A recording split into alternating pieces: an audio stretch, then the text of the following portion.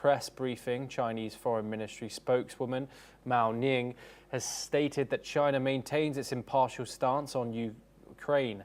This is the reiteration of the Chinese position that is largely regarded as a complex combination of the stated neutrality and underlying support for Russia, and also its focus on its own national interest.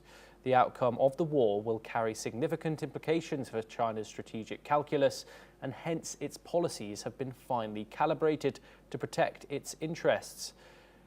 Regarding the peace negotiations going on between Russia and Ukraine, China has consistently emphasized on the importance of dialogue and negotiation to find a political situation to the crisis. It has also offered a play to a constructive role in the ongoing negotiations. Let's listen in to what the spokeswoman of the Chinese Foreign Ministry had to say. 中方在乌克兰危机问题上一贯光明磊落，秉持客观公正立场，有关各方对此是清楚的。我们认为各方应当本着共同、综合、合作、可持续的安全观，推动乌克兰危机的政治解决。中方愿意为此发挥建设性作用。 We're now joined by Ross Feingold, who is a political analyst, joining us live from Taipei, Taiwan. Ross, thank you very much for joining us. China, of course, when it comes to this conflict, is a complicated issue, Ross. We see them maintaining diplomatic ties with not necessarily Ukraine, but certainly its allies. But we also see Xi Jinping being the guest of honor at Vladimir Putin's parade in Red Square to celebrate VE Day.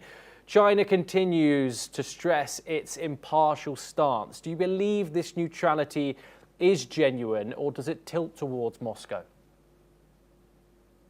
China's policies over the past 3+ years after Russia invaded Ukraine has generally been pro-Russia. They have a very close relationship. They make no secret about that. You mentioned the bilateral meetings, of which they've had several in-person meetings over the past few years, in addition to phone or video calls. And of course, the trade relationship has grown tremendously. China has enjoyed the benefit of importing low-priced Russian oil, and China exports a lot of manufactured goods to Russia because Russia, frankly, has no or very little manufacturing capability. Now, one of the really interesting things here in discussing this relationship is, especially in the United States, there's a school of thought that says China prefers this war to go on and on. Why? Because it degrades Russia in many ways. It degrades the Russian military, it degrades the Russian economy, and all of that is actually in China's interest. So this school of thought says that China actually is rooting for Russia